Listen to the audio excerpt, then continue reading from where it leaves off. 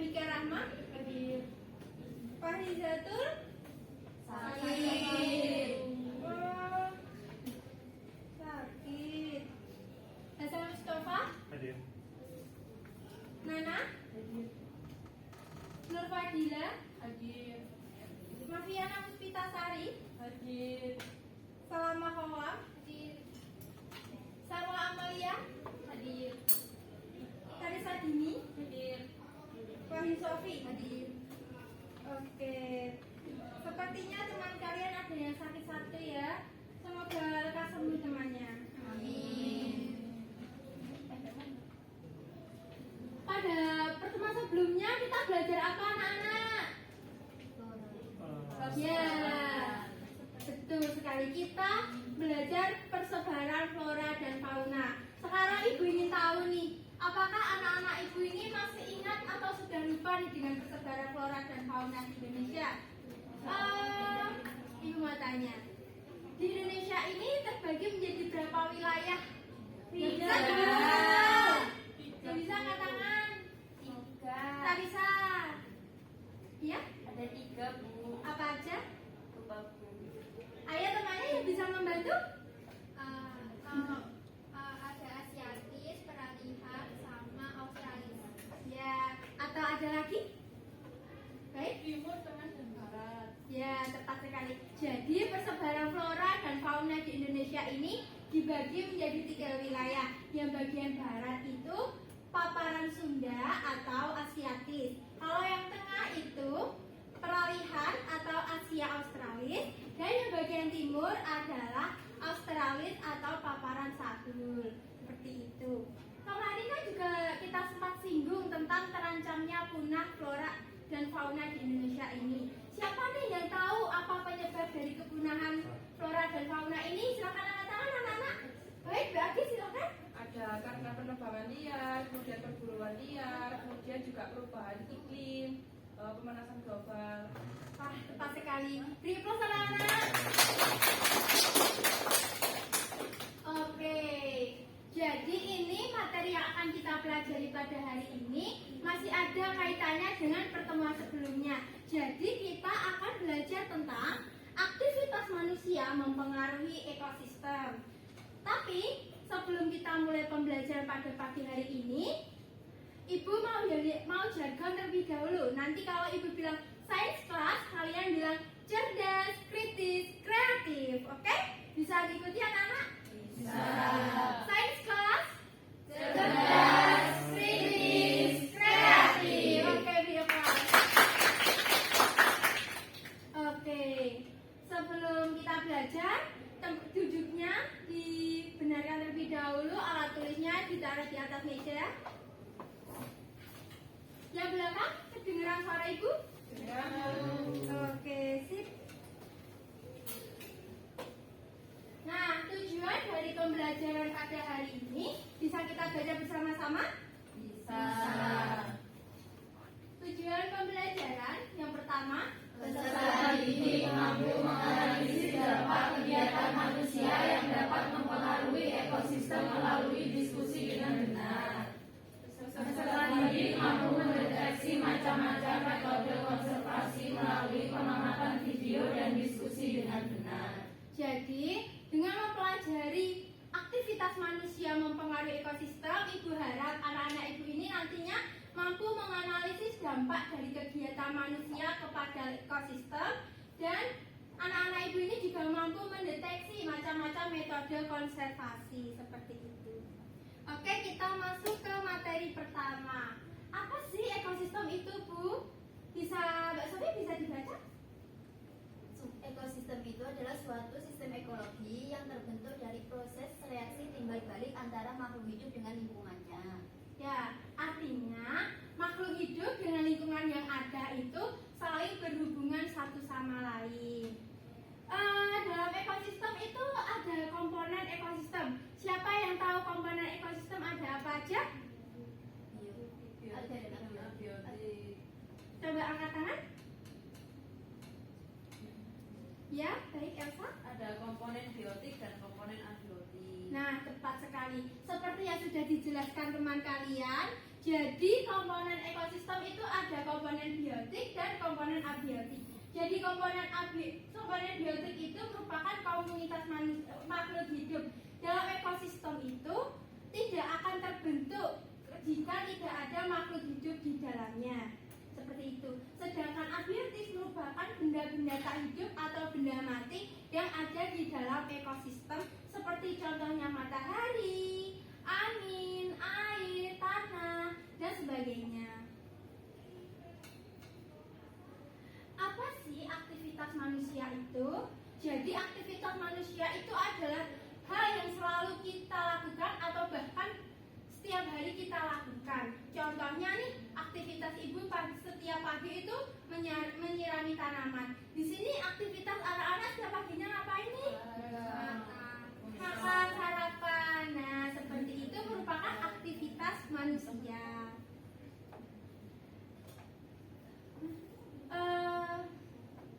Ada ya sudah? Oke. Tadi kan ekosistem tidak akan terbentuk tanpa adanya makhluk hidup di dalamnya, termasuk manusia. Tapi manusia ini juga memberikan pengaruh positif dan negatif kepada ekosistem. Pengaruh positifnya yaitu membangun SDA, kehidupan flora dan fauna terjaga, serta yang negatifnya itu merusak ekosistem, terus manusia itu menyebabkan hutan tunduk, flora dan faunanya punah. Untuk menambah wawasan kita, Ibu ada video pembelajaran ini, bisa ditonton bersama-sama ya. Alam ini terdiri dari biotik dan abiotik yang saling menjaga keseimbangan lingkungan. Juga alam dan manusia. Alam butuh manusia untuk dijaga dan dilestarikan. Manusia juga membutuhkan sumber daya alam.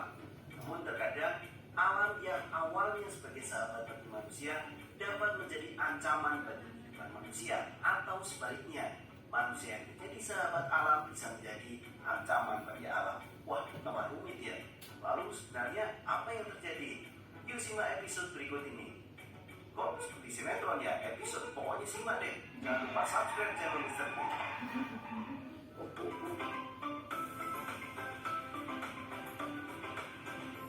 Jangan lupa subscribe channel Mr. Klik agar rekan-rekan mendapatkan update video pembelajaran, tutorial, dan sekilas tentang perkembangan dunia pendidikan. Let's go! Pada video kali ini kita akan mencoba membahas sedikit permasalahan sederhana sahabat.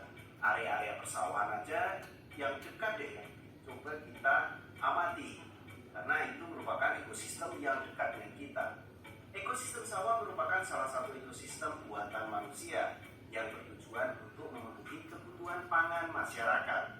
Tumbuhan yang dikembangkan pada ekosistem sawah umumnya adalah produk-produk pertanian seperti padi. Namun pada kenyataannya tidak hanya padi saja yang sebagai sumber makanan pokok bagi manusia, tapi juga bagi makhluk hidup lain. Akibatnya terjadi aliran energi dan materi dari padi ke beberapa makhluk hidup lain, yang mengakibatkan di sini adalah menurunnya jumlah sumber makanan pokok manusia. Salah satu contohnya makhluk hidup pemakan padi pada ekosistem sawah adalah serangga.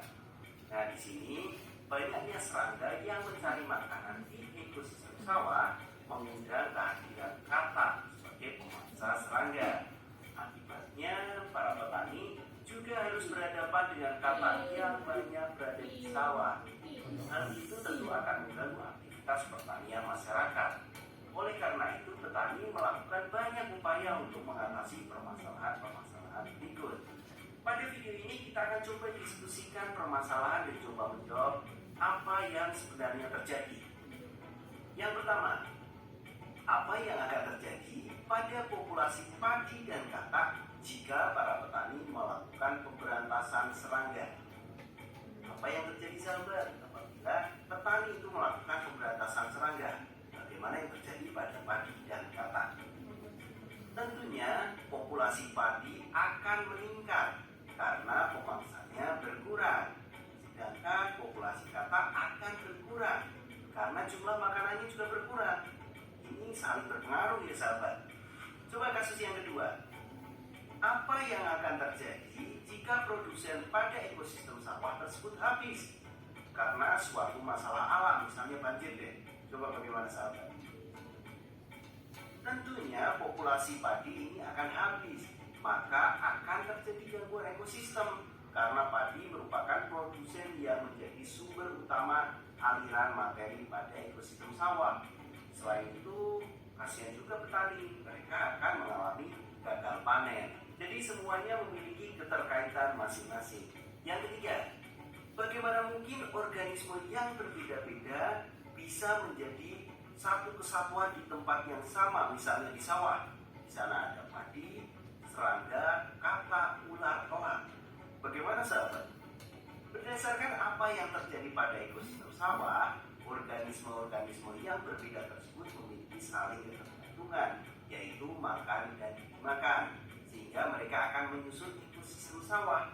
Di sana ada rantai makanan, di sana akan membentuk jaring-jaring makanan, sehingga memang organisme yang berbeda ini akan membentuk satu keseimbangan pada ekosistem sawah. Masih ada satu pertanyaan lagi di sahabat. Apabila pada ekosistem sawah tersebut tidak ada ular, iya ya, tapi apa efeknya coba? Tidak ada ular, tidak menakutkan di situ. Coba, apa yang terjadi dengan populasi katak di sawah tersebut? Dengan tidak adanya ular, tentu populasi katak akan meningkat di sini. Nah, populasi katak akan meningkat. Selanjutnya, apa yang terjadi pada populasi elang? Karena ular itu tidak ada, sehingga elang juga akan berkurang karena jumlah makanannya berkurang. Dan di sini dampaknya saling sederhana namun saling terkait. Yang ketiga, apa dampak yang ditimbulkan pada aktivitas pertanian yang dilakukan oleh para petani pada ekosistem sawah tersebut? Tentunya dengan tidak ada ular di sini itu membawa dampak positif bagi petani, yaitu mengurangi serangga pemakan padi karena jumlah kataknya kan semakin banyak nih, jadi serangganya akan berkurang. Tetapi juga memberikan dampak negatif karena katak paling banyak yang dapat mengganggu aktivitas lahan pertanian. Jadi memang harus ada yang namanya konsumen lanjutannya, sehingga terjadi hubungan predasi di situ ya. Jadi sebenarnya di alam ini tidak ada satupun organisme yang dapat hidup sendirian. Setiap organisme selalu membutuhkan organisme lain, bahkan juga bergantung pada alam, yaitu komponen abiotik. Adanya saling membutuhkan antara organisme satu dengan organisme lainnya menimbulkan interaksi sesama makhluk hidup, dan kebutuhan organisme yang masih bergantung dengan alam menyebabkan adanya eksplorasi alam. Di sini penting peran kita bersama bagaimana menjaga kelestarian alam agar tetap terjaga keseimbangan alam. Berikut adalah ulasan interaksi manusia yang mempengaruhi ekosistem. Semoga mendapat pemahaman untuk sahabat semua, dan bagi sahabat yang membutuhkan resum dapat mengikuti di kolom deskripsi ya. Apabila suka dan menikmati video Mr. K, jangan lupa like dan share, dan jangan lupa. Oke, setelah kita belajar mengenai aktivitas manusia mempengaruhi ekosistem, sekarang Ibu akan bagi kalian menjadi 4 kelompok ya. Jadi untuk kelompok 1 ada Mbak Agis Norisma, Mbak Amanda Irma, Mbak Aprilia Cahyaningtyas, sama Mbak Elsa. Untuk yang kelompok 2 ada Mbak Febika Rahma, Mbak Fahrizatul Laili, Mas Hasan, sama Mbak Nana. Untuk yang kelompok 3 ada Mbak Nur Fadila, Mbak Noviana, sama Mbak Salama. Dan untuk yang kelompok 4 ada Mbak Sarla Amalia, Mbak Tarisa, dan Mbak Wahyu Sofi. Silakan berkumpul dengan kelompoknya masing-masing. Posisinya Ini kelompok 1, kelompok 2, kelompok 3, kelompok 4.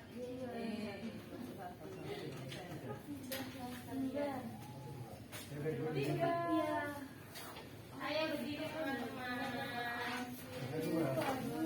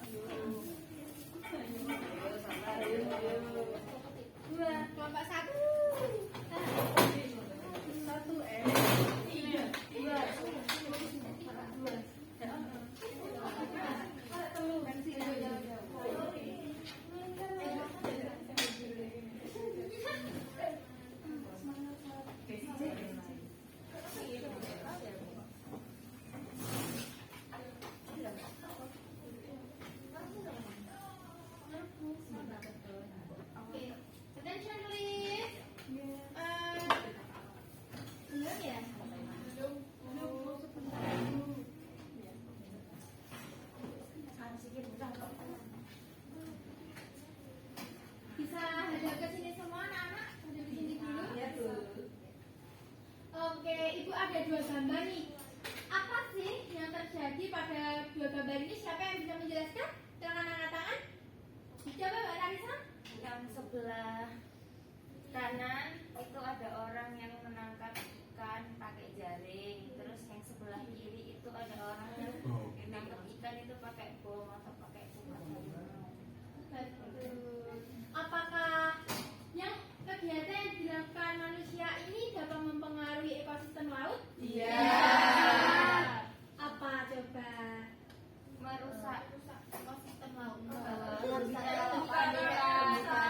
Tepat sekali. Anak-anak Ibu ini pintar-pintar ya. Apa semuanya? Oke.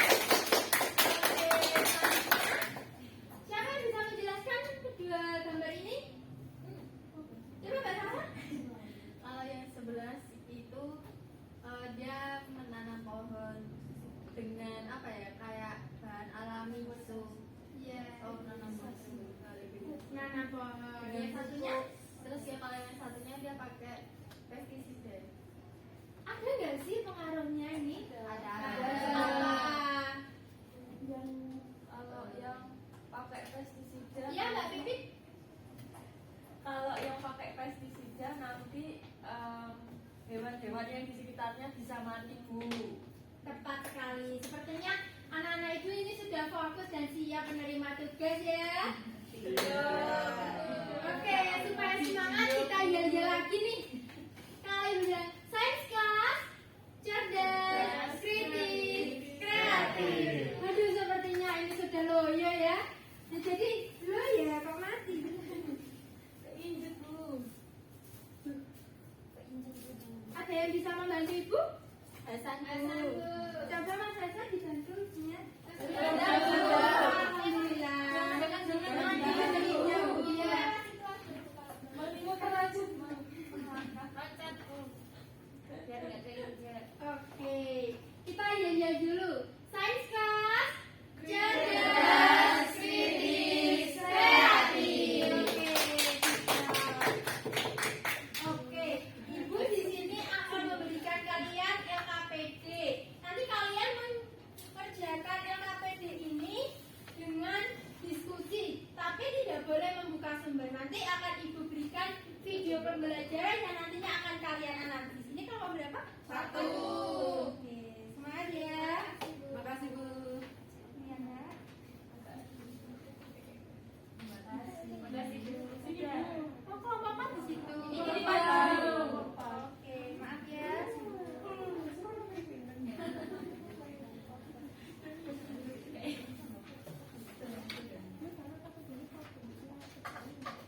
Oke. Ini attention please. Bisa hadap ke depan dulu. Oke. Ini adalah video pembelajaran yang akan kalian analisis.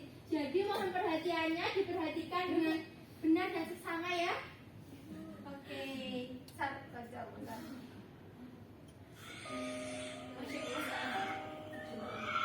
Berikut ini adalah kisah orang utan yang diberi nama Hope, dimuat dalam Kompas 24 Juni 2019. Dalam tubuh Hope bersarang 74 peluru yang ditembakkan oleh manusia-manusia biadab. Ketika dihujani peluru, ia tetap memeluk anaknya dalam dekapan. Namun sayang, sang buah hati meninggal karena malnutrisi dan stres. Semua tragedi ini terjadi karena habitat hewan-hewan ini dirampas oleh manusia. Dengan enteng, manusia mencaci hewan ini sebagai hama. Padahal jika diibaratkan, merekalah pribumi dan kita adalah penjajahnya.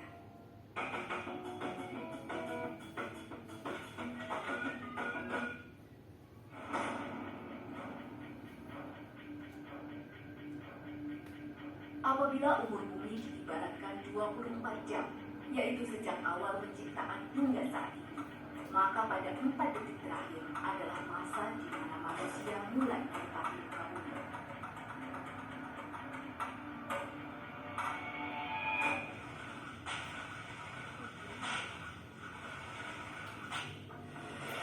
Begitu singkat, tetapi kerusakan lingkungan yang telah dibuat begitu masif. Pada tahun 2014, World Wildlife Fund atau WWF memperkirakan 100.000 jenis satwa punah setiap tahunnya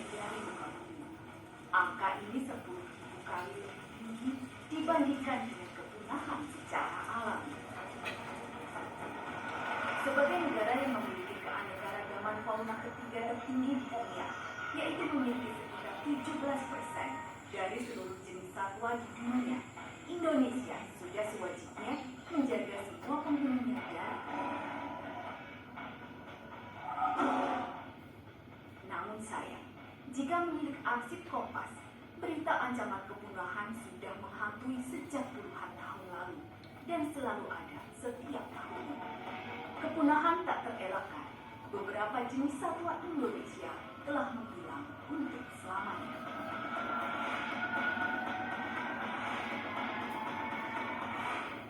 Untuk di abad 20 ini yang sudah quote-unquote official, yang locally extinct, pada itu ya harimau Jawa, harimau Bali, dan babi kutil yang ada di Madura. Nah, ini juga perhatian karena dunia sering melihat kepunahan itu hanya karena jenis-jenis yang karismatik. Nah, ini juga menjadi permasalahan, sehingga untuk data-data tentang jenis-jenis yang lain itu kita tuh makan hampir tidak punya. Pengamat-pengamat yang satwa-satwa yang tidak terlalu mempunyai nilai jual itu yang tidak ada, padahal itu kemungkinan yang laju kepunahan itu sedang berjalan. Contoh sederhana seperti kambing hutan yang Sumatera, seperti kelinci hutan yang Sumatera. Nggak ada yang tahu dan tidak ada yang memperhatikan. Membunuh harimau Jawa menjadi simbol keberanian kala itu. Para pemburu dengan bangga berpose di depan buruannya. Bahkan pada zaman Belanda, terdapat permainan di mana ratusan orang bertombak mengepung harimau Jawa. Harimau dilambangkan sebagai kejahatan yang harus dibunuh. Meski memiliki sayap, bangsa Aves tak bisa terbang dari jangkauan manusia. Jadi pada saat ini burung yang sudah dianggap punah itu adalah curlek Jawa atau Phanelus macroperus. Jadi dulu burung ini hanya ditemukan di pantai-pantai utara di Pulau Jawa. Nah, penyebab punahannya itu memang disinyalir ada perubahan habitat. Bayang-bayang kepunahan menghantui banyak spesies satwa di Indonesia. Potensi kepunahan itu saya hanya bisa mengeneralisir secara suatu kawasan. Ada kawasan yang rutin terdampak dengan suatu kebakaran. Pada kawasan yang rutin menjadi area perluasan kegiatan pertanian atau perkebunan. Perburuan liar yang jelas itu yang akan lebih kepada yang sangat mempercepat untuk perburuan. Ya, kalau isu zaman sekarang kan yang paling dekat itu oke, kalau harimau itu konstan lah begitu, tetapi kan ada yang peak banyak itu kan seperti terenggiling di wilayah itu. Nah itu karena laju untuk bisa diekstraksi dari alam itu cukup tinggi. Jadi yang paling tinggi penyebabnya itu ya karena perburuan. Mereka mati demi memenuhi hal yang tak akan pernah terpuaskan. Kemudian ini yang besar, ini adalah rakong gading. Burung ini saat ini dalam status critically endangered atau sangat terancam, hampir satu tingkat di bawah punah. Penyebabnya adalah burung ini diburu untuk diambil paruh, terutama paruh bagian atas. Ini adalah paruh bagian atas dari seluruh bagian tubuh rakong gading yang dimanfaatkan sebagai bahan untuk diekspor secara ilegal untuk memenuhi kebutuhan pasar kerajinan di luar negeri adalah paruh bagian atas yang kecil seperti ini. Inilah contoh para satwa yang berada dalam situasi genting kepunahan. Mereka berada pada kategori critically endangered atau vulnerable. Warga Indonesia dipercaya oleh Yang Maha Kuasa untuk hidup berdampingan dengan keberagaman. Janganlah keserakahan mengkhianati kepercayaan itu. Mari kita ubah perilaku kita agar kita pantas dan layak disebut sebagai khalifah di muka bumi.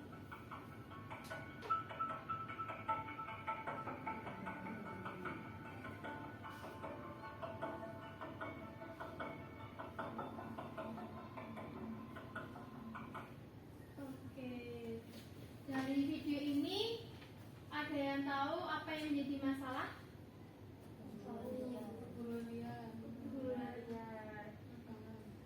ada nggak sih aktivitas manusia yang mengakibatkan itu? Apa aja aktivitasnya?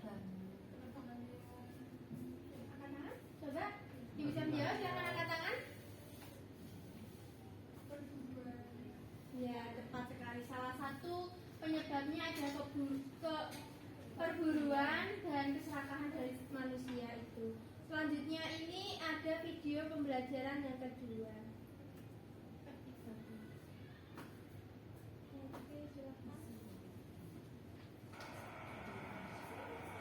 Pantai Kuta yang mengalami abrasi sepanjang kurang lebih 100 meter, tepatnya di depan kantor Balawista, akhirnya sudah dalam proses penanganan oleh Pemkab Badung melalui Dinas PUPR. Selasa sore terlihat 3 mobil pengeruk pasir sedang bekerja untuk meratakan pasir yang ada di sekitar pantai yang abrasi. Kasih Reservasi PUPR Pemkab Badung yang ada di lokasi perataan pasir Pantai Kuta mengatakan, abrasi yang terjadi di Pantai Kuta ini diakibatkan oleh cuaca buruk sehingga ombak yang kencang menghanyutkan pasir di sepanjang Pantai Kuta. Saat ini pihaknya sedang melakukan perbaikan dengan meratakan pasir yang hanyut sehingga Pantai Kuta bisa segera dinikmati oleh wisatawan. Kondisi Pantai Kuta ada sedikit abrasi lah, sehingga ada instruksi dari pimpinan untuk melakukan penataan pasir yang kembali, sehingga bisa membuat wisatawan nyaman. Penataan mungkin akan berkunjung akan sedikit ramai kembali. Abrasi Pantai Kuta ini sebenarnya sudah menjadi isu yang menarik di Kabupaten Badung, mengingat kondisi abrasi yang semakin hari semakin parah. Namun, pihak Pemkab Badung kedepannya akan melakukan pemeliharaan yang serius terhadap Pantai Kuta karena Pantai Kuta menjadi salah satu wisata unggulan di wilayah Kabupaten Badung.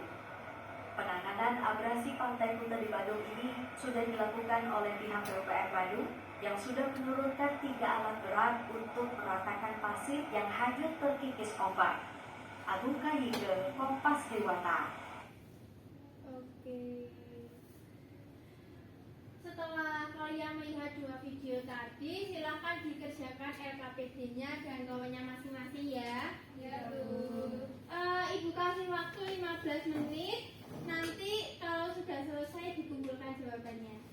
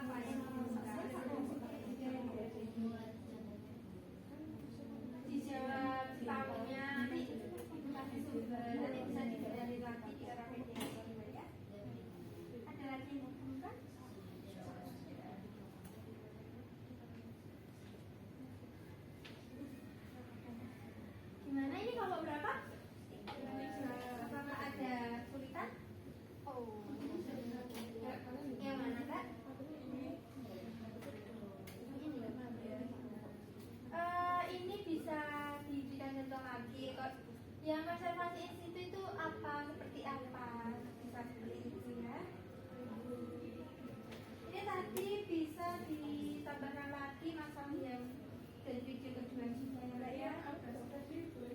Boleh. Oke anak-anak, ini LKPD-nya untuk 2 video tadi ya. Iya Bu. Apakah masih ada yang bingung lagi Mbak? Nanti kalau bingung silakan angkat tangan saja ya.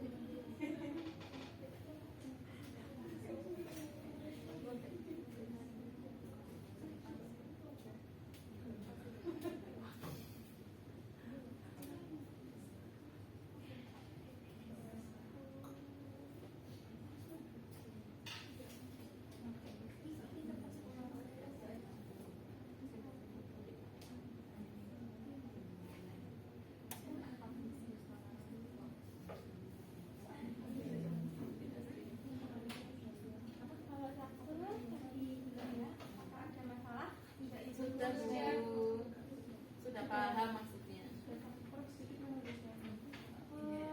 Dia tidak mau menulis. Ya, oke. Berarti nggak puasa, Kak? Ini semua puasa ya? Puasa Bu. Tidak. Dari mana puasa? Tidak, makan aja Bu. Oke. Semangat ya anak-anak ya? Iya, Bu. Ini kelompok berapa? Sudah selesai?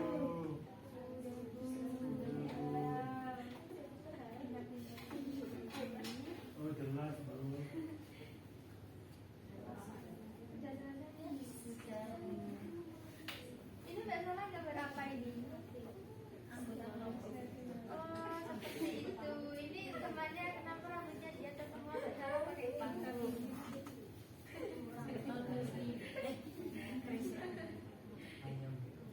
Oke, bagus-bagus. Ternyata di kelas ini ada ya seniman juga ya.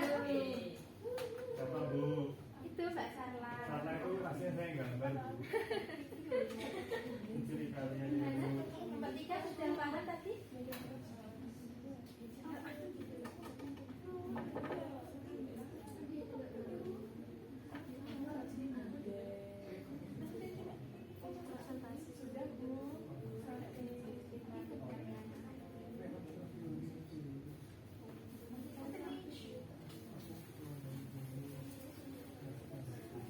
Oke, waktunya tinggal 3 menit lagi. Apakah sudah selesai semua? Belum. Jadi segera diselesaikan ya. Ya, Bu.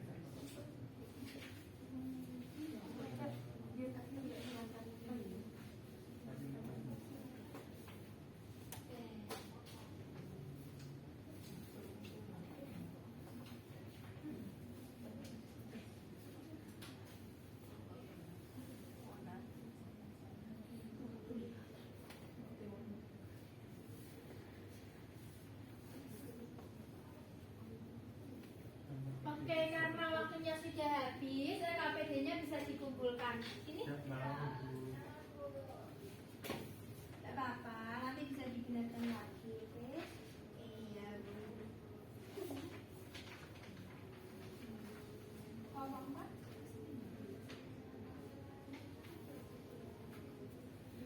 Sudah selesai, Mbak?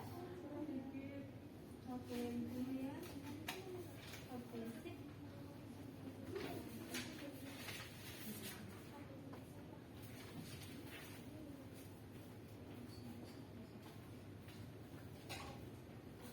Anak-anak, anak-anak ibu ini masih semangat atau sudah ngantuk nih? Semangat.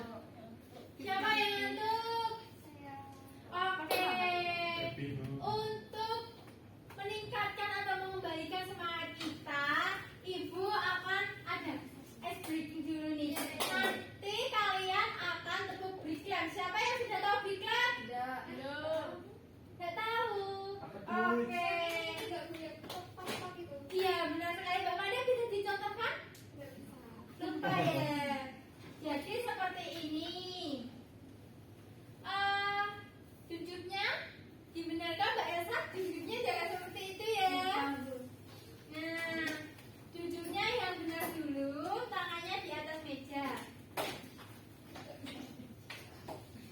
di atas meja saja. Oke. Sudah? Nanti kita akan break ban sampai break 3. Jadi kalau ibu bilang break ban, kalian seperti ini. Break ban. Bisa diikuti? Bisa. Oke, break ban. Bisa diikuti semua? Bisa. Kalau gitu seperti ini. Break 2. Seperti itu. Oke, break 2. Kurang kompak ya. Yang sebelah sana sudah kelihatan kan Ibu? Kelihatan, Bu. Oke, break 2. Bisa diikuti semua? Bisa. Nah, sekarang ini break 3. Ini butuh fokus yang tinggi kalian. Coba semua hadap ke Ibu semua. Oke. Break 3. Ya. Sulit, Bu. Bisa diikuti anak-anak? Coba. Break 3.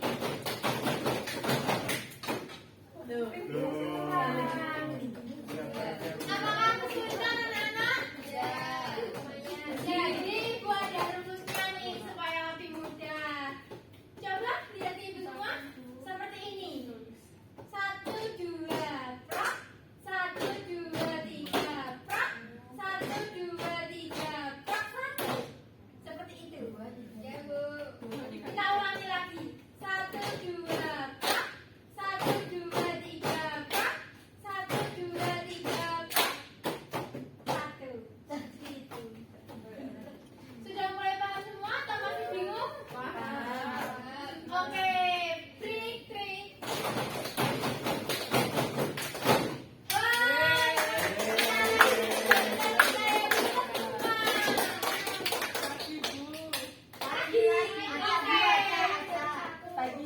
Break 1. Masih ada yang belum Bu, fokus. gila salah, Bu. Break 1. Break 2. Break 3.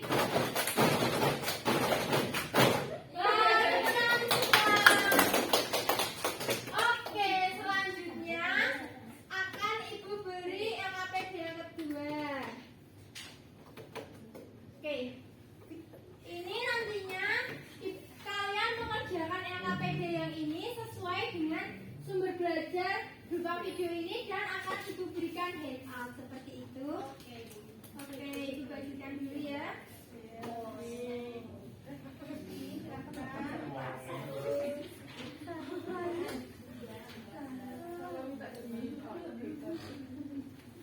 Bu, sama Bu.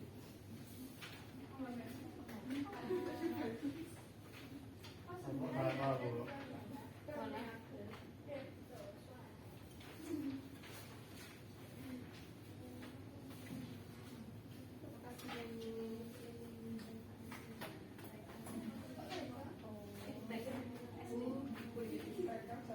Oke, anak-anak bisa ada di depan semua? Bisa. Oke, ini diperhatikan ya.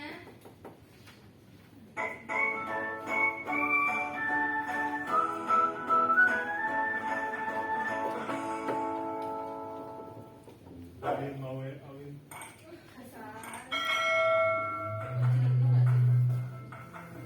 Assalamualaikum warahmatullahi wabarakatuh. Apa kabar semuanya?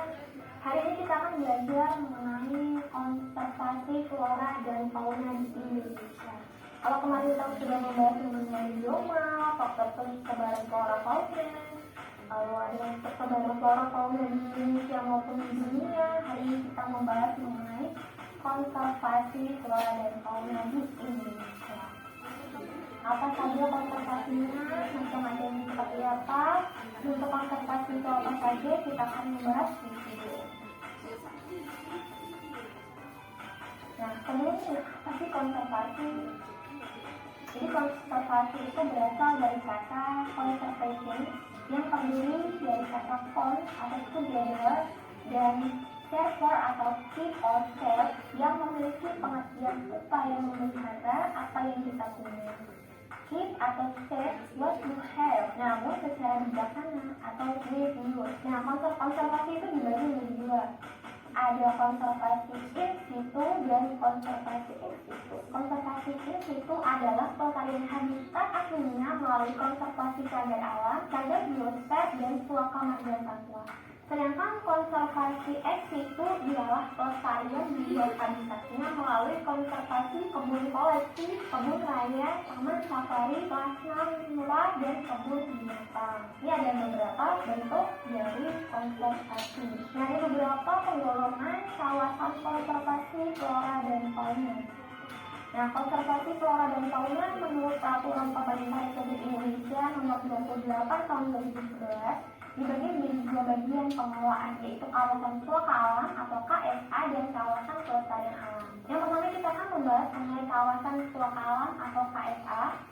Nah, kawasan ini adalah kawasan yang memiliki ciri khas tertentu, baik di daratan maupun di perairan yang mempunyai fungsi pokok, yaitu sebagai kawasan pengawetan keanekaragaman tumbuhan dan satwa serta ekosistemnya yang juga berfungsi sebagai wilayah sistem penyangga kehidupan. Nah, kawasan suaka alam atau KSA dibagi menjadi dua. Yang pertama adalah cagar alam dan yang kedua adalah suaka marga satwa. Apa sih bedanya? Kita akan bahas setelah ini. Yang pertama kita akan membahas mengenai cagar alam. Dari kata yang tadi sudah dapat menggunakan ya, cagar alam atau kuncinya ada di alam. Cagar alam adalah suatu kawasan suaka alam yang karena keadaan alamnya mempunyai kekhasan tumbuhan, satwa, dan ekosistemnya atau ekosistem tertentu yang perlu dilindungi dan perkembangannya berlangsung secara alami. Nah, cagar alam yang terkenal di Indonesia itu ada beberapa, seperti cagar alam Pulau 2 di Jawa Barat. Itu biasanya terkenal dengan tempat atau sebutan kerajaan burung. Lalu ada cagar alam Cibodas itu di kaki gunung di Jawa Barat, itu adalah cagar alam hutan di daerah Batak. Lalu ada cagar alam Ujung Kulon di Jawa Barat, itu untuk melindungi badak, rusa, buaya, banteng, babi hutan, dan burungnya. Lalu ada juga cagar alam Penanggung di Pangandaran di Jawa Barat, itu untuk melestarikan hutan dan juga untuk melindungi rusa, banteng, dan babi hutan. Lalu ada cagar alam Lalijiwo di Jawa Timur, itu terdapat tempat atau hutan alam flora alpin dan beberapa jenis cemara. Lalu ada cagar alam Rafflesia di Bengkulu, khususnya untuk melindungi bunga Rafflesia. Ini adalah contoh dari bunga Rafflesia, yaitu bunga bantai raksasa. Lalu ada cagar alam Sibolongi di Sumatera Utara. Nah, tempat ini untuk melindungi pohon lebat dan bunga bantai raksasa. Ini adalah bunga bantai raksasa yang tadi di cagar alam Lalijiwo di Jawa Timur. Lalu ini adalah cagar alam Sibolongi di Sumatera Utara. Kemudian kita membahas mengenai suaka marga satwa. Suaka marga satwa adalah kawasan suaka alam yang karena keadaan alamnya mempunyai kekhasan atau keunikan jenis satwa. Kita kuncinya adalah satwa ya. Suaka marga satwa, kalau cagar alam itu kata kuncinya alam, kalau suaka marga satwa adalah satwa. Nah, ada beberapa kriteria daerah yang menjadi kawasan suaka marga satwa, antara lain yaitu yang pertama merupakan tempat hidup dan berkembang biakan dari jenis satwa, lalu merupakan habitat dari suatu jenis satwa langka atau satwa yang khawatir akan punah, lalu memiliki tingkat keanekaragaman dan populasi yang tinggi, kemudian merupakan tempat hidup satwa misbes tertentu, memiliki kawasan yang luas sebagai habitat jenis satwa yang bersangkutan. Ini dari beberapa kriteria daerah yang menjadikan suaka marga satwa. Kemudian ada beberapa suaka marga satwa yang terkenal di Indonesia, seperti suaka marga satwa Gunung Leuser di Aceh, itu untuk melindungi gajah, badak, Sumatera, orangutan, tapir, harimau, kambing hutan, rusa, dan burung. Kemudian ada suaka marga satwa Sumatera Selatan, itu untuk melindungi tapir, badak, kerbau liar, harimau Sumatera, gajah, dan rusa. Lalu ada juga suaka marga satwa Baluran di Jawa Timur. Ini untuk melindungi badak, banteng, kerbau air, kijang, anjing hutan, dan burung malang. Kemudian yang keempat ada suaka marga satwa Pulau Komodo, itu tentunya berada di Nusa Tenggara Timur. Ini untuk melindungi biawak komodo, burung kakatua, ayam hutan, kerbau liar, babi hutan, dan rusa. Tapi khususnya di Pulau Komodo ini untuk melindungi komodo dari karena komodo itu adalah hewan khas asli Indonesia yang harus dilindungi, dijaga, dilayani, dan diusahakan usahakan tetap aja supaya tidak tumbuh. Lalu yang kelima adalah Suaka Marga Satwa Pulau Muju di Sulawesi. Ini untuk melindungi burung kakak tua, ayam hutan, sapi liar, dan hitam dan rusa. Kemudian ada Suaka Marga Satwa Kutai di Kalimantan Timur. Ini untuk melindungi babi hutan, banteng, orang hutan, dan harimau. Lalu yang kedua kita akan membahas mengenai kawasan pelestarian alam. Nah, kawasan pelestarian alam selanjutnya disingkat dengan KPA adalah kawasan dengan ciri khas tertentu, baik di daratan maupun di perairan yang mempunyai fungsi pokok sebagai sistem penyedia kehidupan, pengawetan keanekaragaman jenis tumbuhan dan satwa, serta pemanfaatan secara lestari sumber daya alam hayati dan ekosistemnya. Nah, ada beberapa kategori. Yang pertama ada taman nasional. Taman nasional adalah kawasan pelestarian alam yang memiliki ekosistem asli, dikelola dengan zonasi, serta dimanfaatkan untuk tujuan penelitian, pendidikan, penunjang budidaya, pariwisata, dan rekreasi. Nah, ada beberapa manfaat yang dirasakan adanya taman nasional. Yang pertama merupakan kawasan yang memiliki nilai ekonomis, dapat menjaga keseimbangan kehidupan, lalu memiliki nuansa keindahan berbagai wisata alam, merupakan objek dalam pengembangan ilmu pengetahuan, pendidikan, dan penelitian. Lalu yang kelima, keragaman sumber daya alam, kawasan konservasi baik darat maupun perairan. Oke, selanjutnya ada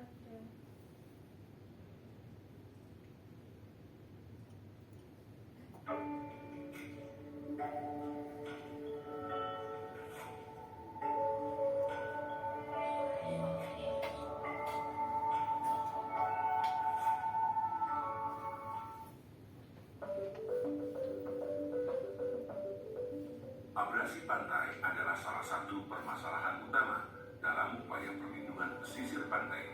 Fenomena ini dapat berdampak pada tergerusnya garis pantai yang dapat mengganggu permukiman serta infrastruktur dan fasilitas-fasilitas umum. Penanganan erosi pantai telah banyak dilakukan dengan menggunakan struktur keras atau hard structure seperti revetment, pemecah gelombang, tembok laut, groin atau kombinasi dari jenis pelindung pantai tersebut. Penerapan struktur keras kadang hanya mengamankan satu ruas pantai yang menimbulkan erosi pada ruas pantai lainnya. Struktur keras terbukti berhasil mengatasi erosi pantai berpasir atau berkarat, tetapi kurang efektif dalam mengatasi erosi pada pantai berlumpur. Salah satu alternatif teknologi struktur keras untuk mencegah dampak abrasi adalah berupa pemecah gelombang ambang rendah, pegar, rangka bambu. Teknologi ini memiliki nilai ekonomis yang lebih murah dan terjangkau masyarakat pesisir, serta secara teknis lebih efektif dalam meredam energi gelombang laut. Pegar adalah teknologi hasil penelitian Balitbank dan telah diterapkan di beberapa lokasi di Provinsi Banten. Berdasarkan analisis tersebut, Balai Penelitian dan Pengembangan Penerapan Teknologi Sumber Daya Air dalam melaksanakan penelitian mengenai penerapan teknologi pegar rangka bambu tersebut yang berlokasi di Timbul Sloko, Kecamatan Sayu, Kabupaten Demak. Sebelum dilakukan kegiatan pelaksanaan konstruksi pemecah gelombang ambang rendah, terlebih dahulu dilakukan penyiapan lahan berupa penentuan dan pemberian tanda pada titik lokasi sesuai dengan desain yang telah direncanakan. Bahan-bahan yang disiapkan sebelum pelaksanaan konstruksi yaitu bambu, pasir, karung biobek, kain, dan tali tambang plastik. Penyiapan SDM dilakukan dengan melakukan pelatihan terhadap masyarakat dalam melaksanakan pekerjaan-pekerjaan yang terkait dengan pelaksanaan penerapan teknologi pemecah gelombang ambang rendah pegar. Selanjutnya adalah penerapan pegar.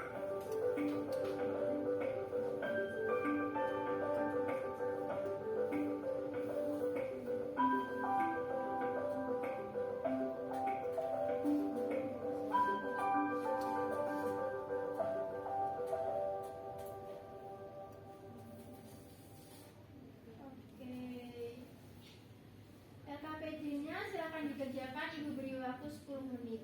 Oke?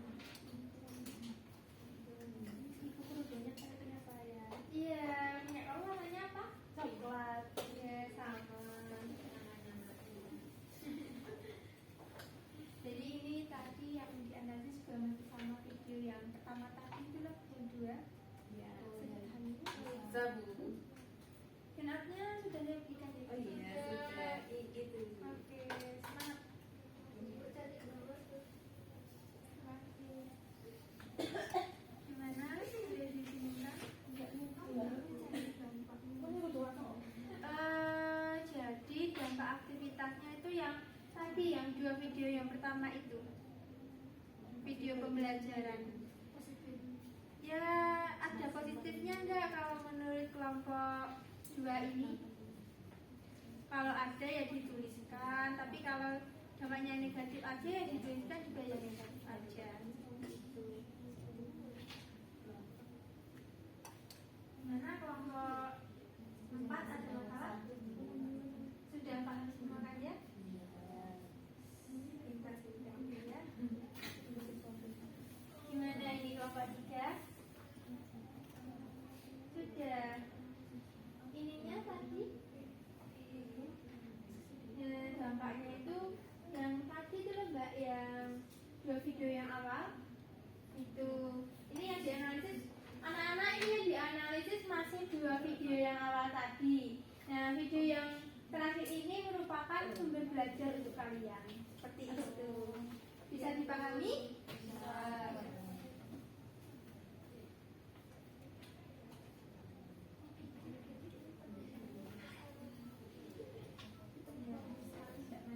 Terima kasih Bu.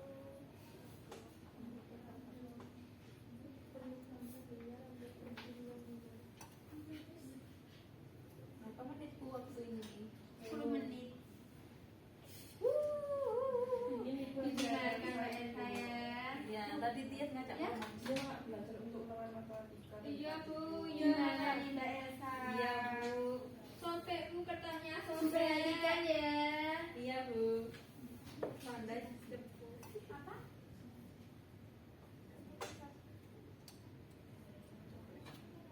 Ada masalah lagi? Enggak Bu, Tias Bu. Mbak Elsa dibantu ya temannya ya. Ini saya yang mikir Bu. Iya, siap Mbak Fatih.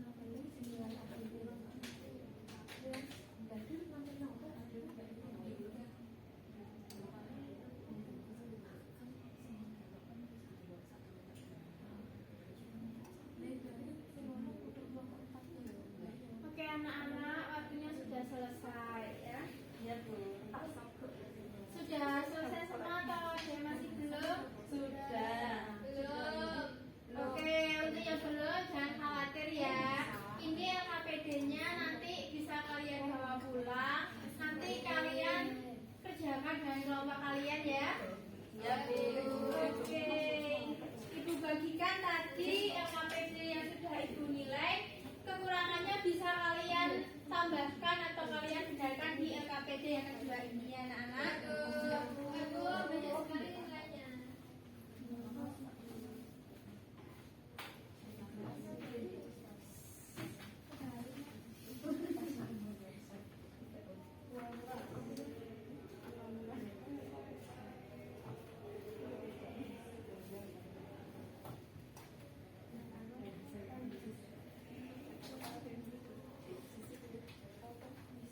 Oke, sebelum kita akhiri pembelajaran pada pagi hari ini, siapa nih yang dapat menyimpulkan materi yang telah kita pelajari pada hari ini? Siapa yang bisa silakan angkat tangan?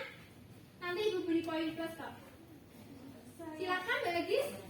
Jadi pembelajaran yang Ibu jelaskan pada pagi hari ini itu yang pertama mengenai aktivitas manusia dapat merusak lingkungan, nah, seperti pemburuan liar, penebangan liar, kemudian ada juga yang secara alami itu ada abrasi. Nah, kemudian tadi juga ada cara-cara yang dapat dilakukan untuk melestarikan ekosistem yang ada di sekitar kita. Ada secara in situ dan ada juga ex situ. Contohnya in situ itu kayak suatu marga satwa, cagar alam. Kalau ex situ itu kayak kebun binatang kayak seperti itu. Oke. Ada lagi? Ayo, satu anak lagi. Coba Mbak Pipit, silakan. Tadi kita belajar apa aja nih? Jadi pada hari ini kita belajar mengenai konservasi, kemudian ada jenis konservasi yaitu ada konservasi in situ dan ex situ. Kalau yang in situ itu pelestarian yang di habitatnya, kalau yang ex situ itu di luar habitatnya. Oke. Sama ada tadi konservasi pantai juga, Bu. Contohnya konservasi pantai tadi yang tadi Mbak? Seperti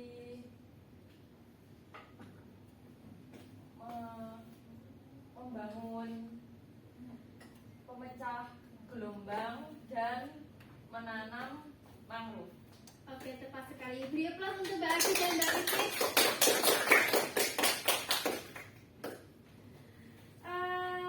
Tadi pembelajaran pada hari ini gimana nih? Seru atau ngantuk atau gimana nih? Seru. Asik? Mau ice breaking lagi? Ya. Mau ice breaking yang mana nih? Mau jargon atau yang break? Yang break. Oke. Kita ice breaking dulu lagi ya. Iya, Bu. Boleh. Duduknya silakan. Sudah siap semuanya? Sudah. Break.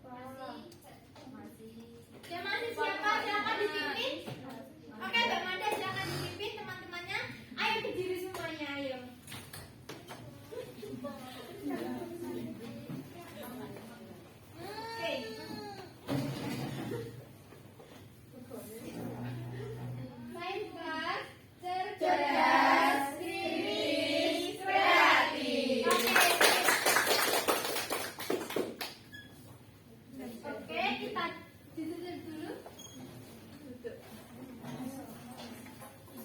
Oke, kita cukupkan pembelajaran pada pagi hari ini. Silakan Mbak Manda, teman-temannya dibimbing berdoa. Baik, untuk menutup pembelajaran pada pagi hari ini, alangkah baiknya kita berdoa terlebih dahulu. Berdoa dimulai. Berdoa selesai. Oh iya, Ibu tadi lupa. Saran untuk pembelajaran berikutnya seperti apa anak-anak? Apakah dibikin games atau gimana? Iya, Bu. Oke, Ibu catat ya. Iya. Oke, sekian pertemuan pada hari ini. Semoga ilmu yang telah kita pelajari dapat bermanfaat bagi kehidupan kita sehari-hari. Dari Ibu, saya cukupkan.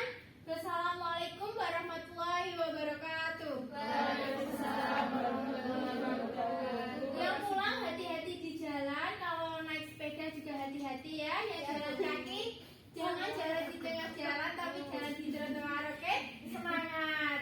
Bye. Terima kasih.